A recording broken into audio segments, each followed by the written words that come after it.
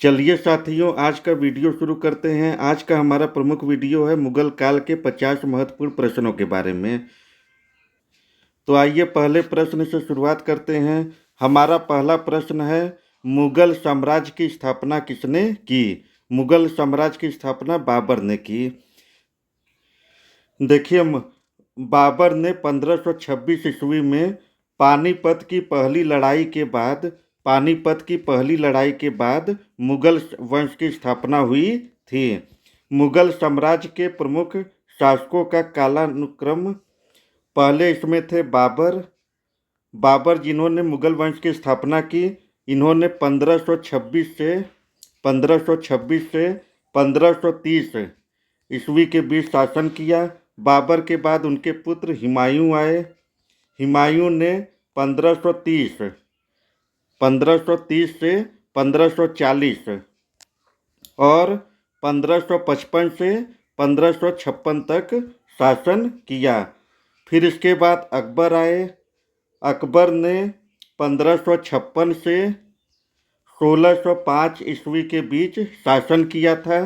इसके बाद जहांगीर आए। जहांगीर ने 1605 से 1627 के बीच में शासन किया था। जहांगीर के बाद शाहजहां आए। शाहजहां ने 1628 से 1658 के बीच शासन किया था। इसके बाद औरंगजेब आए। औरंगजेब ने 1658 से 1707 ईस्वी के बीच शासन किया था। देखिए, मुगल बादशाहों के क्रम को याद करने की ट्रिक है, बहु बहु आज शाहजहां, आएगा। ब से हो गया बाबर, ह से हो गया हुमायूं, अ से हो गया अकबर, आ से अकबर, ज से हो गया जहांगीर, शाहजहां से शाहजहां हो गया। फिर आ से औरंगजेब। तो ये इसको याद करने की चाल ट्रिक है। आइए दूसरा प्रश्न देखते हैं। बाबर ने भारत में किस युद्ध से मुगल साम्राज्य की नींव रखी? पानीपत का युद्ध। बाबर ने 1526 ईस्वी में पानीपत की पहली लड़ाई के बाद इस वंश की स्थापना की। पानीपत का प्रथम युद्ध किनके बीच हुआ था? बाबर और इब्राहिम लोदी के बीच में हुआ था। अगला प्रश्न है, बाबर की आत्मकथा का नाम क्या है? बाबर की आत्मकथा का नाम तुझके बाबरी है। देखिए, बाबर की आत्मकथा का नाम बाबरनामा है, जिसे तुझके ए बाबरी के नाम से जाना जाता है। हुमायूं के पिता कौन थे? अभी आपको मैंने बताया कि बाबर के बाद कौन आए? हुमायूं के पिता बाबर थे। बाबर की मृत्यु 1530 के बाद हुमायूं 22 वर्ष की उम्र में दूसरा मुगल सम्राट बना था। हुमायूं को भारत से किसने निकाल दिया था? हुमायूं को भारत से शेर शाह सूरी ने निकाल दिया था। हुमायूं को भारत से अफगान शासक शेर शाह सूरी ने निकाला था। 1539 में चौसा के युद्ध 1539 में और 1540 में कन्नौज, जिसको बिलग्राम का भी युद्ध कहा जाता है। बिलग्राम के युद्ध में शेर शाह सूरी ने हुमायूं को हरा दिया था। इसके बाद हुमायूं को दिल्ली छोड़कर लगभग 15 वर्षों तक निर्वासन में रहना पड़ा था, जिसके बाद उसने फारस के शाह की मदद से बाद में 1555 ईस्वी में दोबारा सत्ता प्राप्त की। अगला प्रश्न है, अकबर का राज्याभिषेक कब हुआ था? मुगल बादशाह अकबर का राज्याभिषेक 1556 ईस्वी। डेट थी 14 फरवरी 1556 ईस्वी को हुआ था। हुमायूं के मृत्यु के तुरंत बाद बैरम खान ने पंजाब के गुरदासपुर जिले के कालानौर नामक स्थान पर मात्र 13 वर्ष की आयु में अकबर को सम्राट घोषित कर दिया था। अगला है, अकबर के संरक्षक कौन थे? अकबर के मुख्य संरक्षक और मार्गदर्शक बैरम खां थे। जब 1556 ईस्वी में हुमायूं की मृत्यु हुई तब अकबर बहुत छोटे थे, जिसके बाद बैरम खान ने 1556 से 1560 ईस्वी तक एक अभिभावक के रूप में मुगल साम्राज्य की बागडोर संभाली थी और अकबर की सुरक्षा की थी। अकबर उन्हें खान बाबा कहकर बुलाते थे, बैरम खां को। अगला प्रश्न है, हल्दी घाटी का युद्ध किनके बीच हुआ? हल्दी घाटी का प्रसिद्ध युद्ध अकबर और महाराणा प्रताप के बीच में हुआ था। देखिए, हल्दी घाटी का प्रसिद्ध युद्ध 18 जून 1576 ईस्वी को मेवाड़ के महाराणा प्रताप जी और मुगल सम्राट अकबर की सेना के बीच लड़ा गया था। अगला प्रश्न है, अकबर ने कौन सा धर्म चलाया?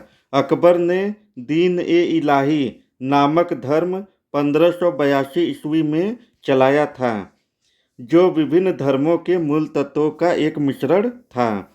अगला प्रश्न है, अकबर के नवरत्नों की संख्या कितनी थी? अकबर के दरबार में 9 नवरत्न थे, इसलिए इनको नवरत्न बोला जाता है।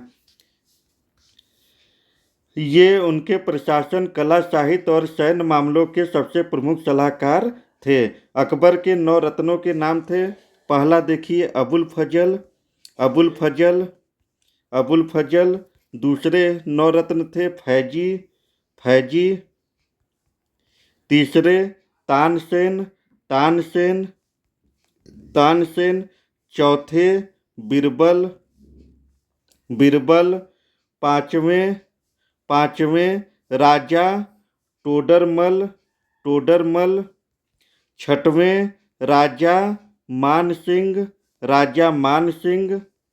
सातवें अब्दुल रहीम खान ए खाना। आठवें फकीर अजियाओ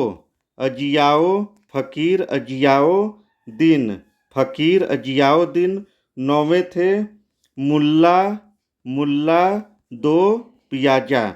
ये अकबर के दरबार के 9 रत्न थे। आइए अगला प्रश्न, अकबर की राजधानी क्या थी? देखिए, अकबर की मुख्य राजधानी आगरा थी, लेकिन उन्होंने अपने शासनकाल में प्रशासनिक और रणनीतिक कारणों से राजधानियां बदली। 1571 में उन्होंने आगरा के पास फतेहपुर सिकरी, जिसे विजय नगरी कहा गया, का निर्माण करवाकर उसे अपनी राजधानी बना लिया था। आइए अगला प्रश्न, अकबर के दरबार का प्रसिद्ध इतिहासकार कौन था? अकबर के दरबार के सबसे प्रसिद्ध इतिहासकार अबुल फजल थे, जिन्होंने अकबरनामा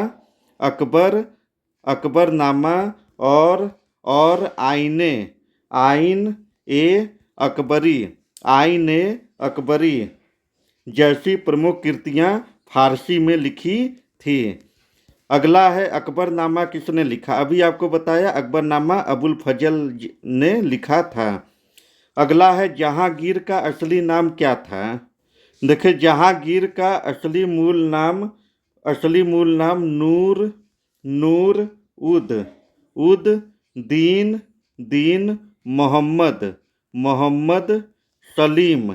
मोहम्मद सलीम था।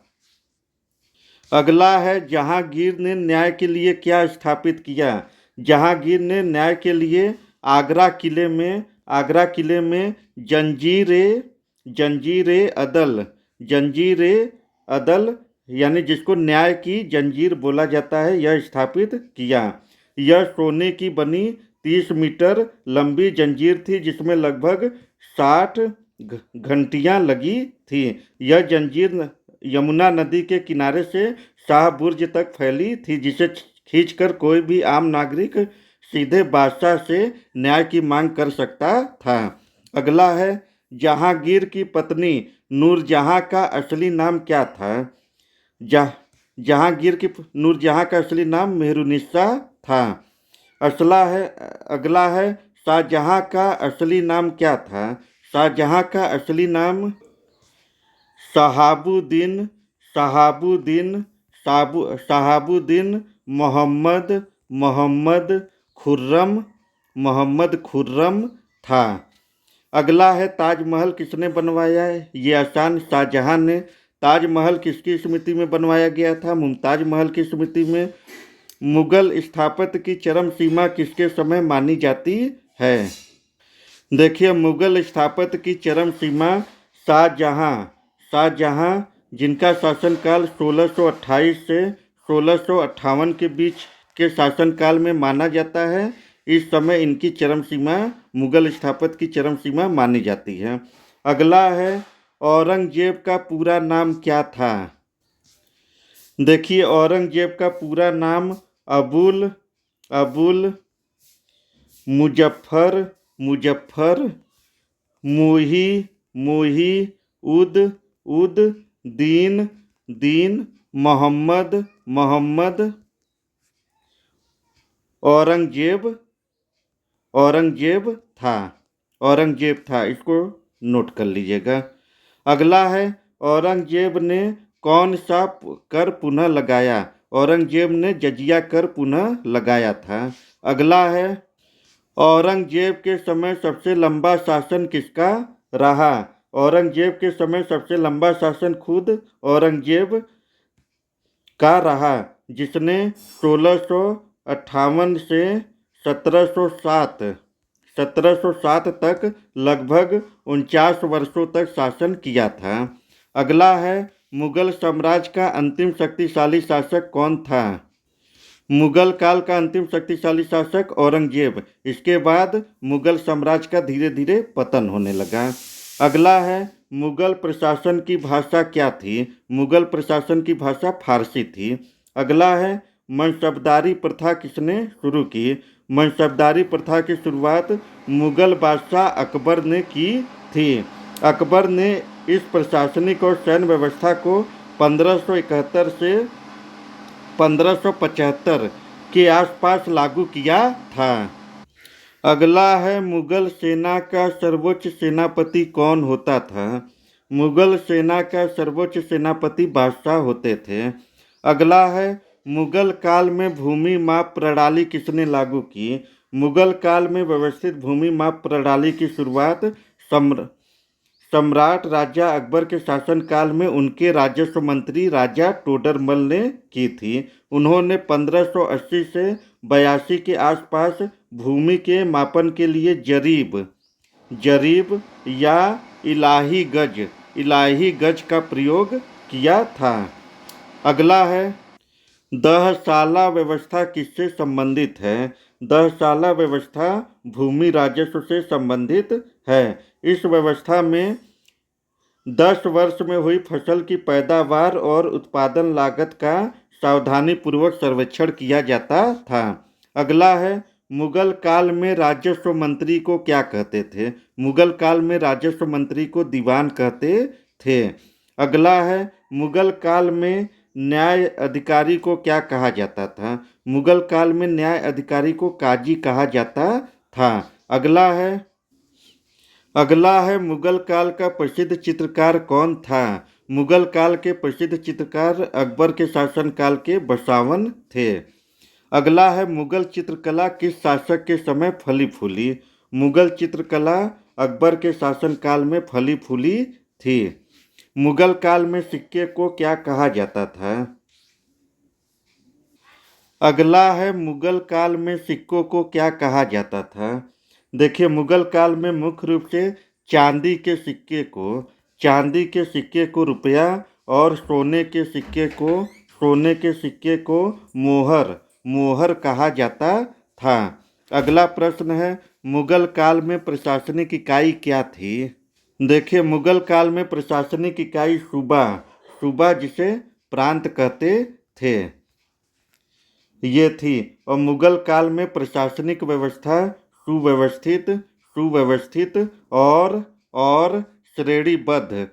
श्रेणीबद्ध थी। और साम्राज्य का विभाजन सूबा जिसको प्रांत बोलते थे, फिर इसके बाद सरकार जिसको जिला बोला जाता था, जिला सरकार, तालुका को परगना, परगना और गांव को ग्राम में किया गया था। अगला है, मुगल काल में सैन्य पद को क्या कहा जाता था? मुगल काल में सैन्य अधिकारियों को मुख्य रूप से मनसब या मनसबदार कहा जाता था। अगला है, मुगल साम्राज्य का पतन कब शुरू हुआ? मुगल साम्राज्य का पतन औरंगजेब की मृत्यु के बाद शुरू हो गया था। औरंगजेब की मृत्यु कब हुई? औरंगजेब की मृत्यु 1707 ईस्वी में 3 मार्च, डेट है 3 मार्च 1707 ईस्वी में हुआ था। अगला है, मुगल काल में शिक्षा की भाषा क्या थी? मुगल काल में मुख्य रूप से शिक्षा की भाषा फारसी और अरबी थी। अगला है, मुगल काल में प्रसिद्ध संगीतज्ञ कौन था? मुगल काल में सबसे प्रसिद्ध संगीतज्ञ तानसेन, जिनका मूल नाम रामतनु पांडे थे, जो सम्राट अकबर के दरबार के 9 रत्नों में से एक थे, और 9 रत्न के बारे में आपको पहले बता दिया है। अगला है, तानसेन किसके दरबार में थे? अभी बताया आपको, अकबर के 9 रत्नों में ये थे। अगला है, मुगल काल में प्रसिद्ध मस्जिद कौन सी है? देखिए, मुगल काल में सबसे प्रसिद्ध मस्जिद दिल्ली की जामा मस्जिद, दिल्ली की जामा मस्जिद, जिसको मस्जिद ए जहानुमा भी कहते हैं, जिसका निर्माण शाहजहां ने 1644 से 1656 के बीच करवाया था। अगला है, लाल किला किसने बनवाया?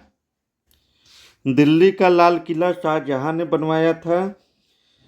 उन्होंने 1638 में अपनी राजधानी को आगरा से दिल्ली स्थानांतरित करने के बाद इसका निर्माण, लाल किले का निर्माण शुरू करवाया था, जो 1648 में पूरा हुआ था। इस किले के मुख्य वास्तुकार उस्ताद अहमद लाहौरी थे।